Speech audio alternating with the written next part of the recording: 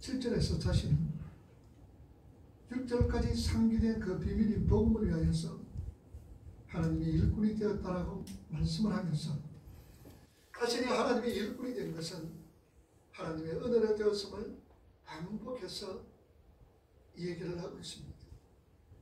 그리고 8절에서 그 은혜의 크기를 강조하기 위해서 자신을 가리켜서 뭐라고 합니까? 나는 성도 중에 지극히 작은 자보다 더 작은 자라고 부릅니다.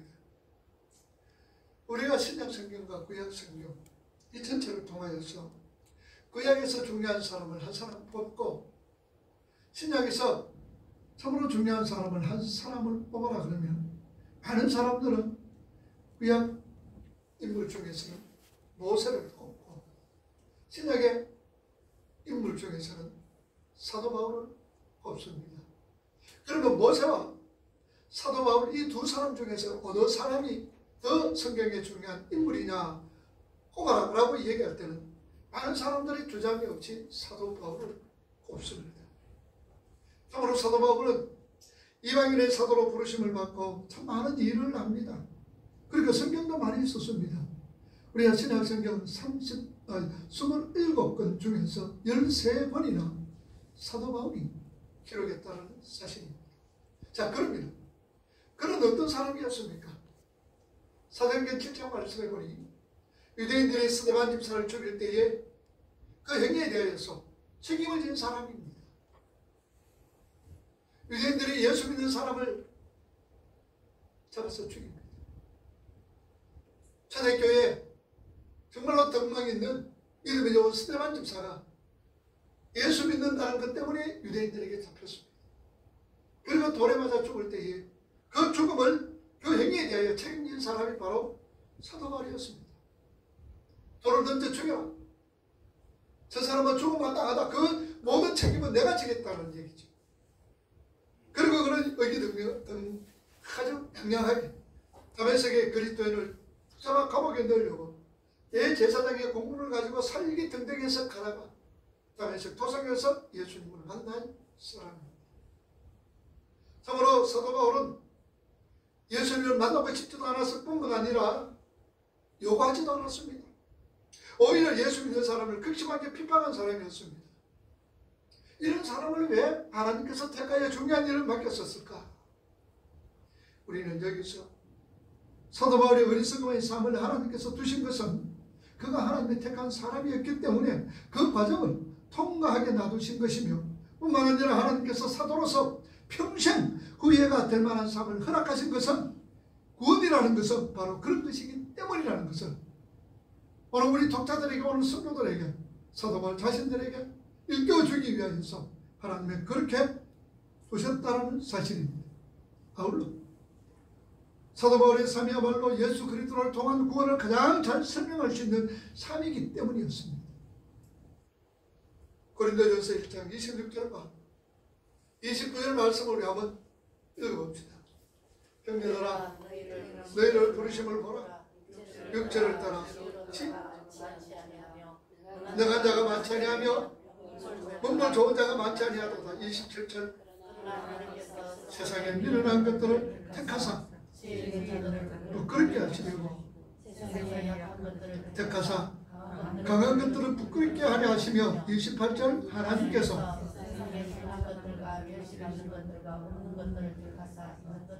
피하려 하시나니 29절 이는 아무 육체라도 이게 바로 구원입니다. 본래 우리는 죄와 허물로 죽었습니다.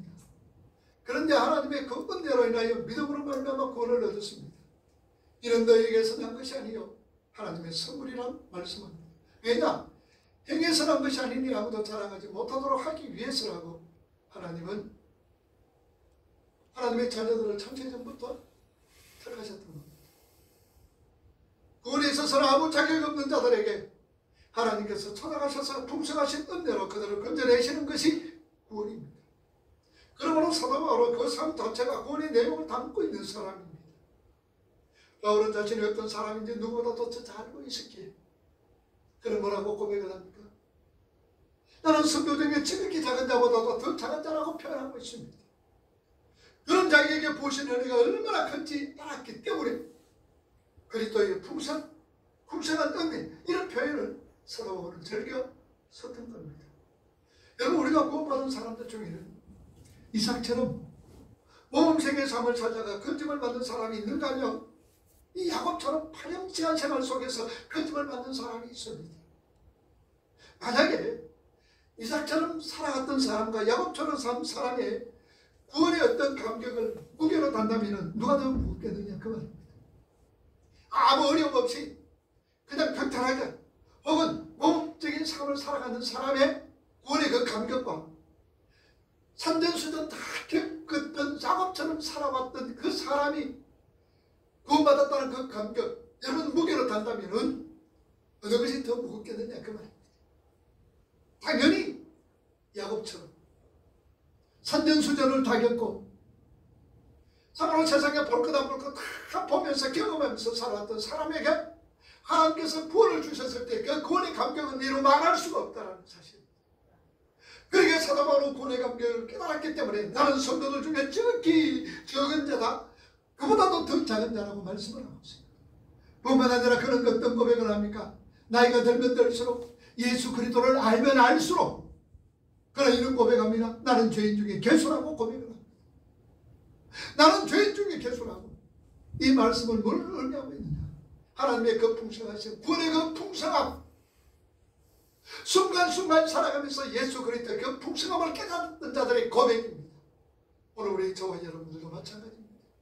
하나님의 그 구원의 감격을 깨달으면 깨달을수록 우리 자신, 내 자신을 바라보게 될 때에 얼마나 참 초라하고 비참한 나를 하나님께서 살려주셨구나, 하나님의 백성으로 삼아주셨구나, 감격이 더욱더 북받친다는 것을 우리는 아셔야 됩니다. 우리는 모든 그런 불가능한 상태에서 구원받은 자임을 항상 생각하면서 그 풍성한 은혜를 수시로 확인하지 않으면 우리는 언제든지 교만한 자리에 올라설 수밖에 없는 사람이기 때문에 항상 오늘 저와 여러분들은 어디서부터 건전함을 받았는지를 확인하고 또 확인하고 또 확인하고 해야 될 줄 압니다. 그래야 우리 자신도 날것마다 풍성한 은혜, 그리스도의 풍성이라는 감격의 말을 할 수가 있습니다. 물론 우리가 그리스도의 풍성한 그 은혜, 그리스도의 풍성은 세상의 금이나 은은으로서 우리에게 주어지는 것 결코 아니지요. 사도행전 3장 3절에서 6절 말씀 우리 한번 봅시다. 그가 베드로와 요한이 노래 더불어 주목하니까 그가 저에게 무엇을 얻을까요? 바라보면은 6절 베드로가 가로되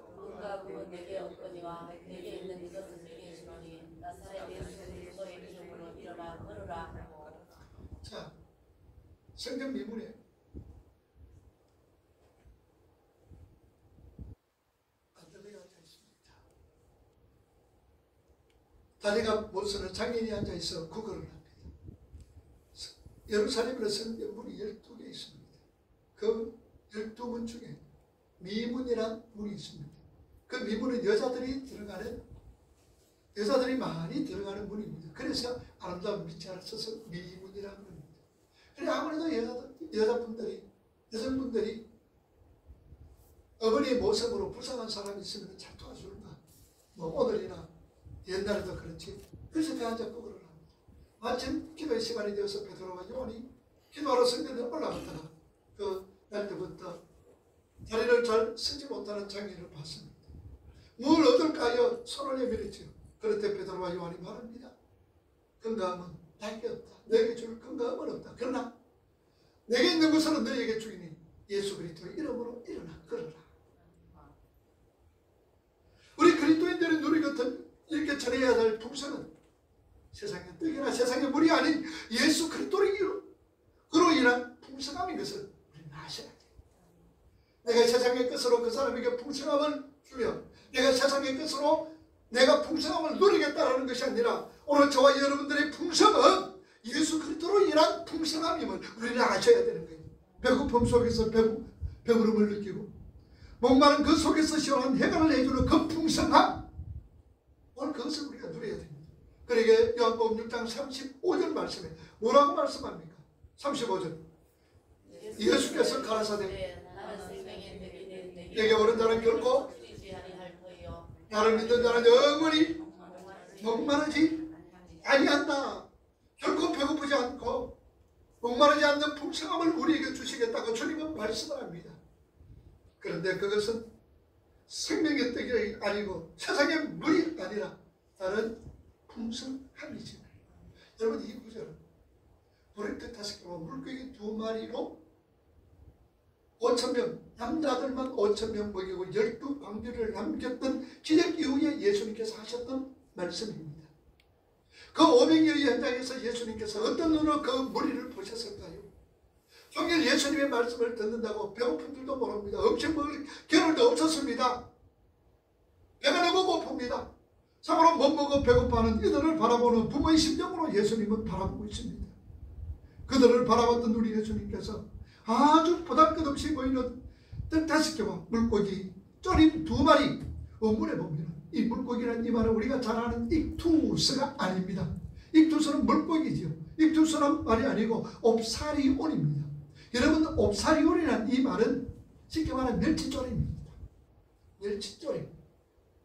큰 어떤 먹을 만한 어떤 물고기가 그렇게 보리떡 5개도 그 당시 보리떡은요, 가난한 사람들, 참 힘들고 어려운 사람들이 먹는 음식이었습니다. 그러니 그 보리떡 5개가 아이의 어떤 요기하기 위해서 주니까 뭐 그렇게 많겠습니까? 보리떡 어디 큼직하겠습니까? 조그마한 거.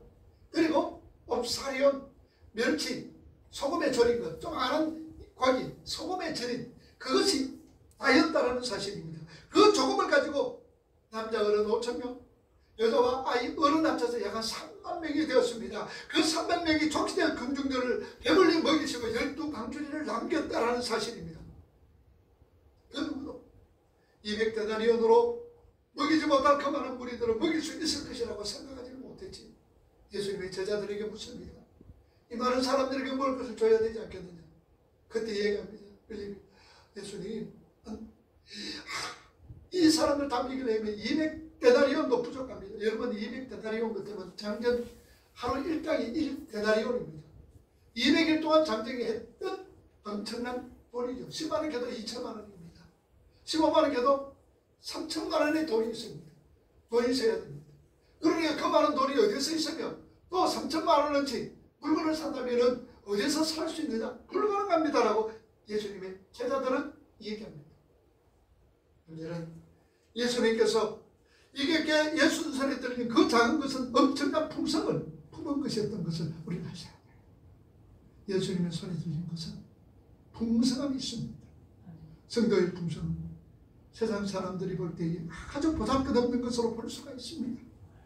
세상에서는 물리적인 배고픔이 해결되지 않고 목마름이 해결되지 않을 수가 있습니다. 그런데 우리 주님은 그 배고픔 속에서, 그 목마름 속에서 배부름과 해결을 주시는 풍성함이었다는 사실입니다. 사도는 그의 사역기간 대부분을 감옥에서 보냈습니다. 매맞으면서 보냈습니다. 그 시간 속에서 사도는 풍성함을 누렸다는 사실이죠. 비록 내가 매맞음이 있었고 아픔이 있었고 그리고 빌립보 옥중에서 로마 옥중에서 이렇게 고생고생 당하는 그 속에 있지만 예수 그리스도의 풍성함을 나는 가지고 있다. 예수 그리스도의 풍성함을 내가 누리고 있다라고 그는 고백하고 있다는 사실입니다. 누가 사도 바울에게 세상에 은금을 주면서 풍성함을 누리라고 얘기하지 않았습니다. 그가 많은 것을 소유했기 때문에 내가 풍성함을 누렸다라고 결단코 얘기하지 않았습니다. 그의 풍성함은 오직 예수 그리스도였습니다. 그의 풍성함을 누리면 오직 예수 그리스도로 통하여서 풍성함을 누렸던 것을 우리는 알 수가 있습니다. 어느 사람 우리 생각하라. 우리의 풍성함은 무엇으로 누리십니까? 세상의 물질로, 세상의 명예와 권력으로 결탄코 우리는 세상 것으로 풍성함을 누리지 못합니다. 이 문제를 하박국 선지자는 일찍이 깨달았습니다. 하박국 3장 17절에 뭐라고 그럽니까? 비록 망하나 뭐가 무성하지 못하고 감람나무에 또 왜 소출이 없고 포도나무에 소출 열매가 없으며 외양간에 또한 소와 양이 없다 할지라도 나는 누구로 인하여서 여호와로 인하여 즐거워하고 구원해 주신 하나님으로 인하여서 내가 기뻐한다. 내가 세상 것 아무것도 없다 할지라도 가진 것 없다 할지라도 구원해 주신 하나님으로 인하여 내가 풍성함을 누리고 구원해 주신 하나님으로 인하여 내가 행복하게 살아간다라고 그 고백했다는 사실입니다. 바로 그 고백이 사도 바울 역시 비록 내가 감옥에 있다 할지라도 비록 내가 매맞고 있다, 어렵고 힘들고 고통스럽다 할지라도 내 풍성함은 예수 그리스도로 말미암아 주님으로 인하여서 나는 풍성함을 누리면서 살아간다는 이 고백이 오늘 저와 여러분들의 고백이 되기를 주님의 이름으로 축복합니다. 나는 우리 믿음의 성도님들, 우리 모두가 풍성해지기를 원합니다. 우리 마음이 풍성해지기를 원합니다. 여러분들의 삶이 풍성해지기를 원합니다. 세상의 물질로 아닙니다. 세상의 명예와 권력과 세상 사람들이 원하는 그 풍성함이 아닙니다. 우리의 풍성함은 누구를 통하여? 예수 그리스도를 통하여서. 주님만이 우리에게 참된 풍성함을 누릴 수가 있습니다. 물론 사도 바울 이전에 우리 예수님께서는 이 땅에서 풍성한 삶을 살다가 가셨습니다. 우리가 잘 아는 마태복음 11장 28절과 29절 말씀 우리 한번 읽어봅시다. 수고하고 무거운 짐진 자들아 다 내게로 오라. 내가 너희를 쉬게 하리라. 내 마음은 온유하고 겸손하니 나의 맹연을 메고 내게 배우라. 그리하면 너희 마음이 뭘 얻으리라? 쉼을 얻으리니 이는 내 멍에는 쉽고 내 짐은 가볍다. 내 멍에는 쉽고 내 짐은 가볍다. 그런데 여러분들 한번 생각해보세요. 예수님이 짊어지셨던 그 지신 짐이 정말 가볍고 쉬운 것이겠습니까? 예수님의 짐이 뭡니까? 예수님의 멍에가 뭡니까? 십자가잖아요. 십자가 끔찍하게 어렵고 힘든 것이었습니다. 그런데 어떻게 예수님은 그 짐이 가볍고 쉽다고 말씀하셨습니까? 그분에게는 목적이 있었습니다. 짐을 지는 목적이 있었습니다. 멍에를 메는 목적이 있었습니다. 그 목적이 무엇입니까?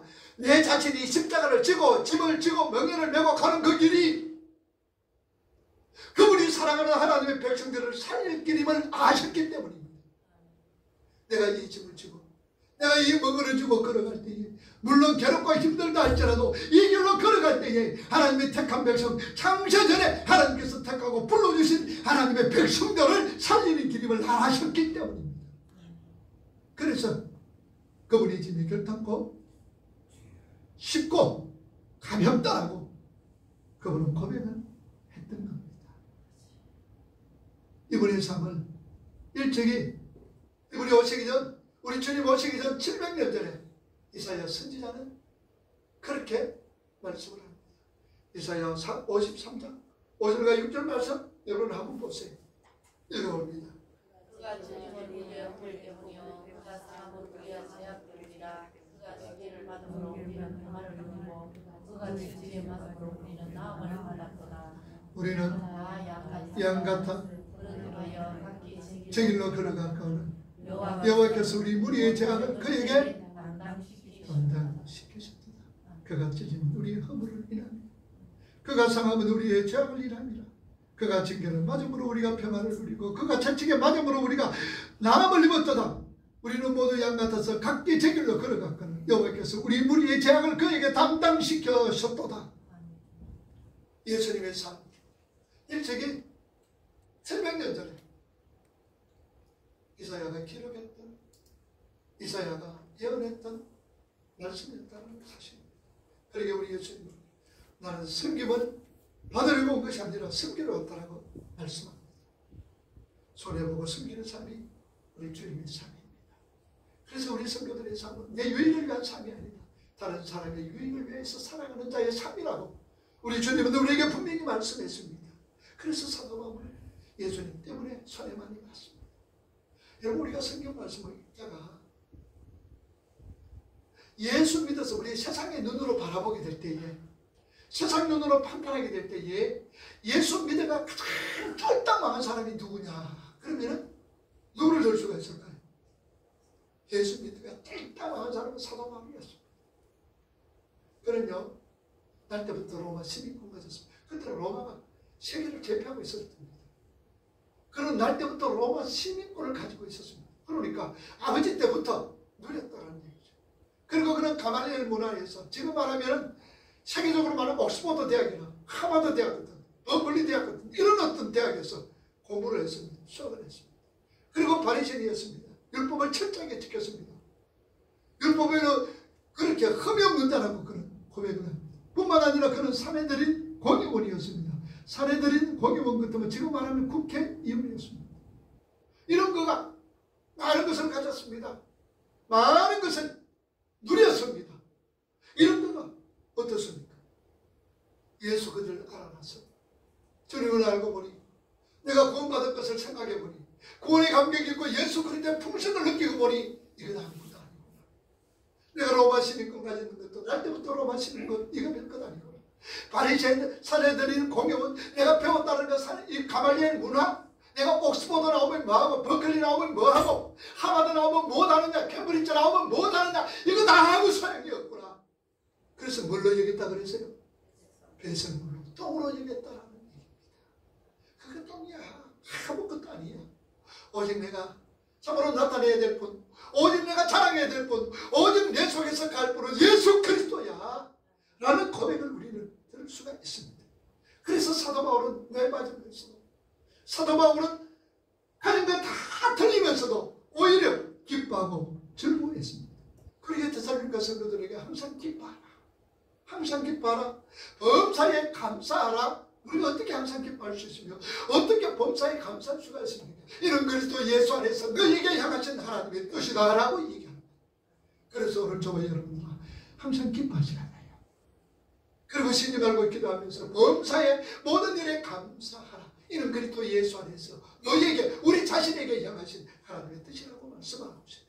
그러니 사도 바울은 오히려 기뻐했습니다. 내가 한번 찔리고 내가 한번 물리고 내가 한번 더 맞을 때에 한 영혼이 살아나올 수 있다면 얼마든지 내가 한 번 더 찔리고 한 번 더 물리고 한 번 더 맞겠다 하겠다.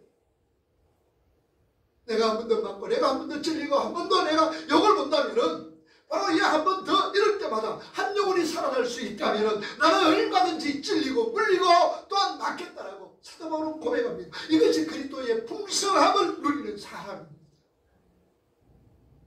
비록 내가 힘들고 어렵더라도 그 힘듦과 어려움 속에서 한 영혼이 구원되어진다는 것, 한 영혼이 주께로 돌아온다는 이 사실, 이로 인해서 기뻐하고 즐거워하는 것이 그리스도의 풍성함입니다.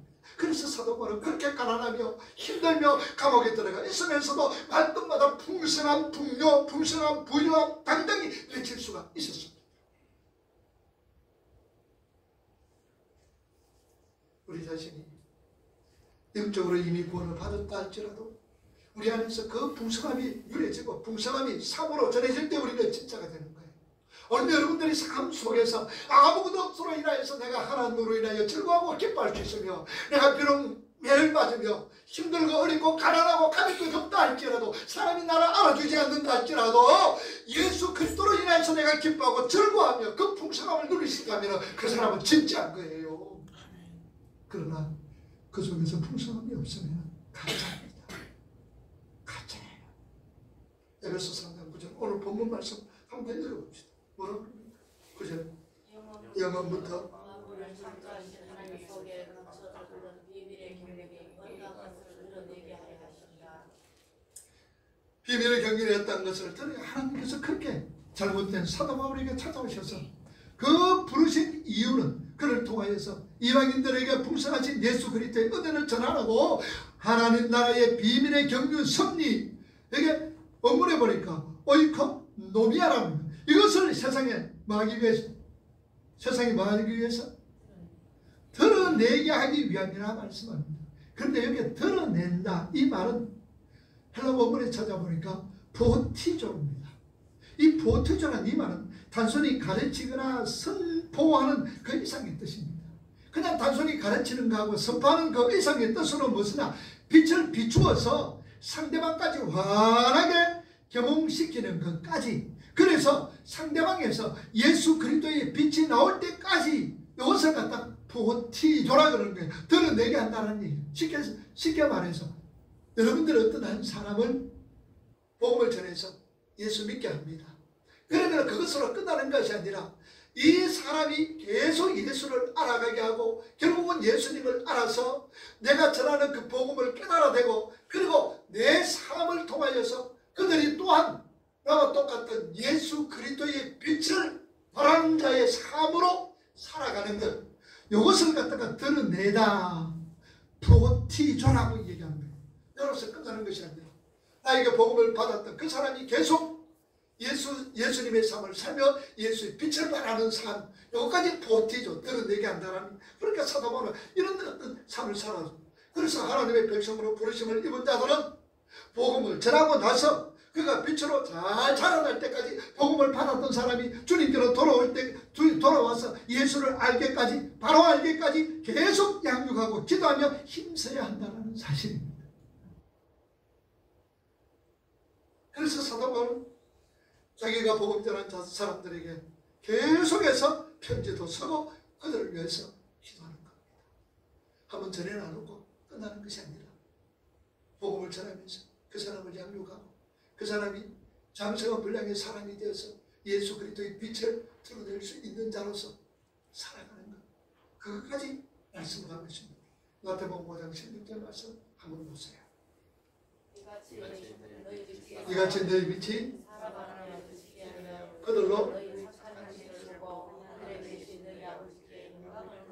이같이 너희의 빛이, 우리는 빛이라 그랬죠. 너희는 세상의 빛이다.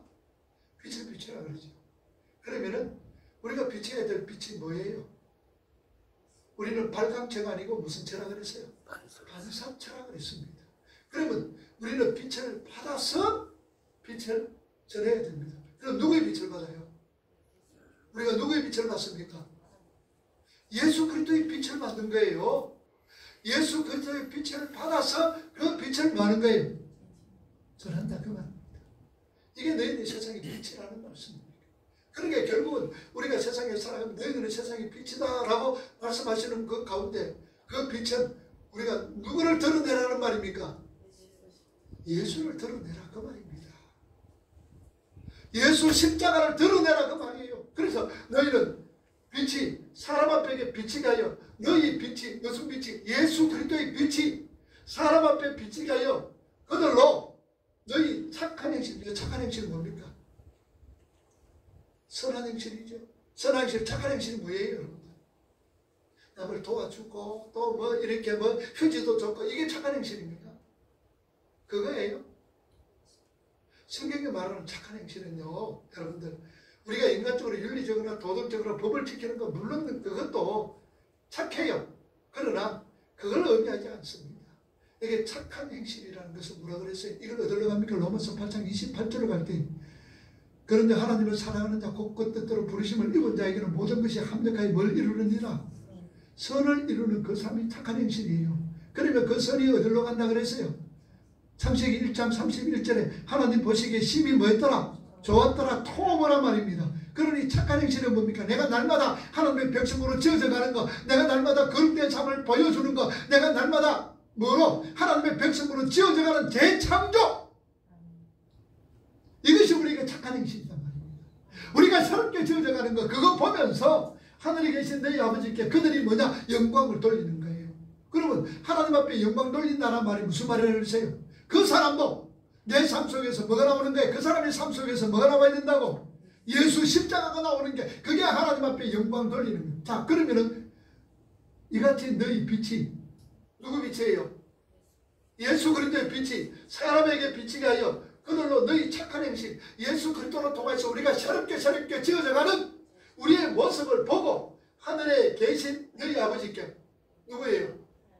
그러니까 그걸 누가 봅니까? 내가 복음 전하고 내 이웃이 내 삶을 보는 거예요. 착한 행실, 새롭게 지어져가는 내 모습을 보는 거예요. 그것을 보고 하늘에 계신 너희 아버지께 영광을 돌리게 됐느니라. 영광 뭡니까? 그도 역시 그 삶 속에서 누가 나오는 거? 예수가 나오고, 그 삶 속에서 누가 나오는 거? 십자가가 나오는 그런 삶을 살게 된다는 얘기예요. 이걸 갖다 뭐라냐? 보티조라 그러는 거예요. 드러내게 한다라는 거예요.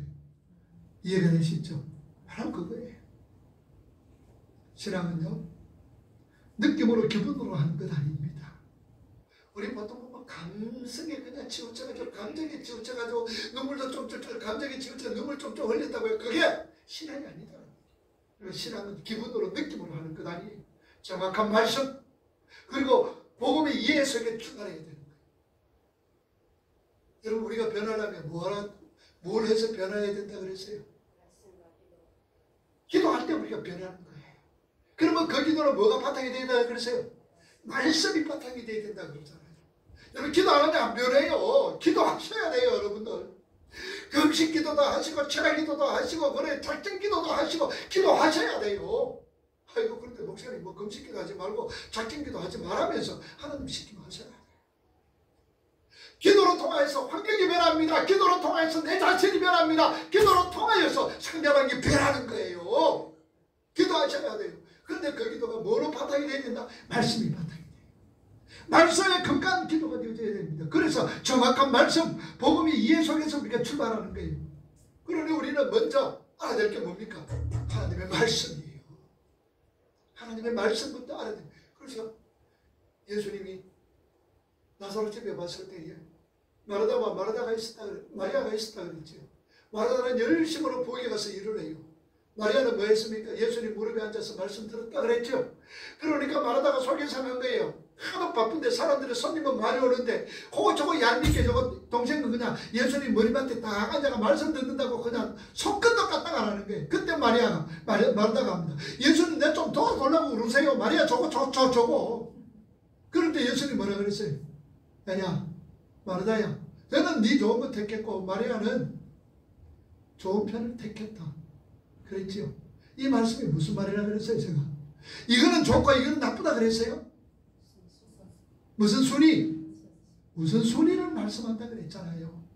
여러분 교회 일할 때에 어디서든 마찬가지입니다. 교회 일뿐만 아니라 어디든지 가서 할 때요. 여러분 기쁨으로 차오는 마음으로 즐거움으로 하다가 보면은 때로는 힘들고 어려울 때가 있잖아요. 때로는 입이 나올 때가 있고 원망이 나올 때 그때는 하지 마. 안 하는 게 신앙에 손해보는 거예요. 손해 안 보는 거예요. 억지로 여러분들 하지 마세요. 기쁨으로 할 때 기쁘고 즐거워하고 일어나올 때 여러분들 하셔야 되지. 하다가 보니까 때로는 이거 왜 이래 내가 이거 미쳤나 왜 이래. 그리고 원망 나고 불평하고 그때 뭐 손 딱 놓으세요. 놓고 기도하시고 말씀 더 들어가세요. 여러분 한국 교회가요 참 제가 보면 안타까운 게 있어요. 우리 성도들이 참 착해요. 우리 한국교회 성도들이 너무너무 착해요. 너무너무 착하고 이 목사 말을 너무 잘 들어요. 너무 참 잘 듣는 거예요. 그런데 바로 가르쳤으면 얼마나 좋아요. 바로 알려줬으면 얼마나 좋아요. 교회 여러분들 충성하시는 분들요 제가 만발에 빠지듯이 합니다. 자기 몸 안 돌아보면서 합니다. 나중에는요 허리가 다 뭉그러지고 다리가 다 뭉그러져요. 그래도 끌어가면서 교회 합니다. 이거 내가 안 하면 안 되는데 누가 그거 안 하면 안 되는데 그랬어요. 누가? 그런데 자기 기분이야. 내가 뭐 만족을 얻기 위해서 하는 거예요. 왜냐? 그래야지 복 받는다 그러거든. 몸이 부스러져야지 복 많이 받는다 그러거든. 그러니까 그냥 죽을 똥 살 동안 여러분 절대로 그러지 마세요. 절대로 그렇게 하지 마세요. 절대로 그렇게 하지 마세요. 일하고 싶더라도 내 마음속에 뭐가 오거든? 기쁨이 있고 즐거움이 되거든. 그렇게 하세요. 하다가도 기쁨이 없고 즐거움이 없으면 손 놓으세요. 손 놔도 괜찮아요. 그 하나님 꿀밤 안 줍니다. 꿀밤 안 줘요. 그런데 그분들 보면 나중에 병 다 들어서 허리 다 뭉그러져서 다리 관절 다 나가서 누가 교회에서 누가 도와줍니까? 교회에서 누가 그 치료비 갖다 줍니까? 택도 없는 소리지요. 더 고통스럽습니다. 더 힘듭니다. 하지 말라는 얘기 아니에요. 하셔야 돼요.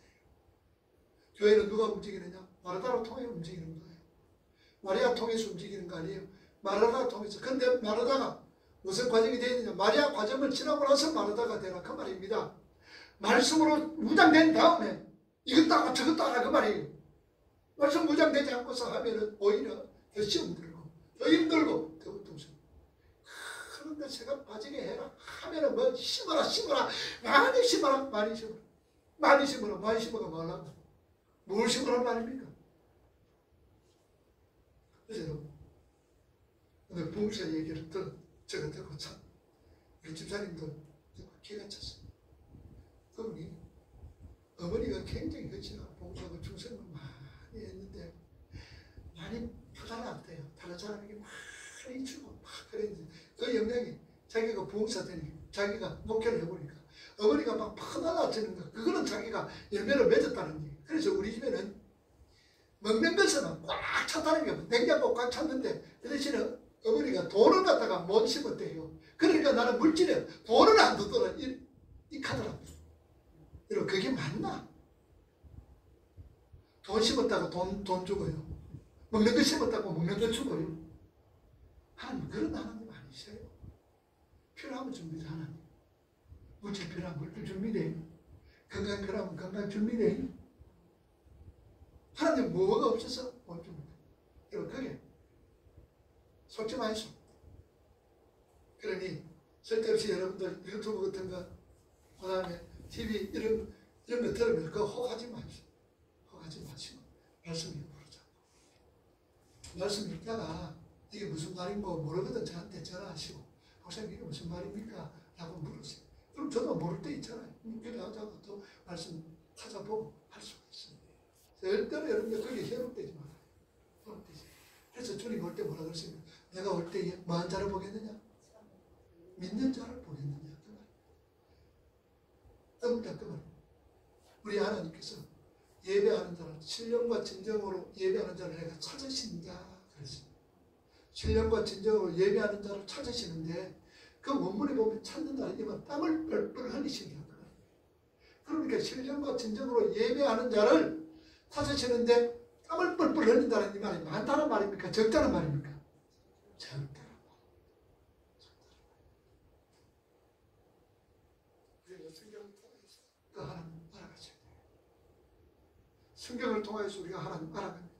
그래서 힘들고 어려울 때마다 하나하나 하나님께서 하신 일을 우리가 떠올려보는 거예요. 기적과 이적 같은 것으로 자꾸 환부에 진통제 놓지 마세요. 나중에 큰일 납니다. 기적과 이적 따라가고 그냥 엉덩이에 그냥 심으면 그냥 엄청나게 최소한으로 얼마냐 100배, 60배, 30배, 60배, 100배 이상이 된다. 최소한으로 그렇다. 이런 소리 현혹되지 마세요. 현혹되지 말아요. 그러니 그 자꾸 현혹이 돼가지고 자꾸 가는 거예요. 자꾸 가가 진통제 자꾸 맞다 보면 어떻습니까? 나중에 큰일 납니다. 빨리 아프시면은 병원 가셔야 되잖아요. MRI도 찍으시고 CT도 찍으시고 내 병이 어디서 났는가 그것도 알아야 되는데 뭐 기도하면 난 물론 하나님이 기도해서 고치는 병이 있습니다. 없다는 얘기 아닙니다. 여러분. 근데 너무 미련되게 그러지 말아요. 병원도 하나님이 주셨어요. 약도 하나님이 주셨어요. 수술해야 될 부분도 수술 가서 수술하세요. 그리고 하나님께서 더 깔끔하게 치료해 주시면 얼마나 좋아요. 근데 자꾸 진통제만 맞아. 진통제만. 그래도 나중에 엄청난 큰일을 당하는 거예요. 우리가 기적과 이적 같은 거 이게 너무 따르지 말아요. 천사도 궁금해하던 그 비밀을 완전하게 이해하신 하나님의 백성으로서의 자부심을 우리가 가지고 천사도 우리 성경을 한 사람 한 사람을 예주시하고 있음을 우리가 깨닫고 매일매일 하나님의 자녀로 천국 백성으로서의 신분을 우리가 부끄럽지 않게 살아가는 오늘 저와 여러분들이 돼요. 그래서 우리의 빛을 사람들에게 비추어서 그들로 그 빛을 바라보고 하나님 앞에 영광을 돌리게 해라. 오늘 우리 삶 속에서 예수의 삶이 나오고 우리 삶 속에서 십자가가 나올 수 있는 오늘 저와 여러분이 되기를 바랍니다. 그럴 때에 우리는 예수 그리스도의 풍성함, 이 풍성함을 우리가 알게 되고 깨닫게 되고 누리게 돼요. 없어도 가지지 못해도 비록 내가 몸이 성하지 못하다 할지라도 내 속에 예수 그리스도의 풍성함이 있을 때에 우리는 그 풍성함을 누리는 거예요. 기도합시다.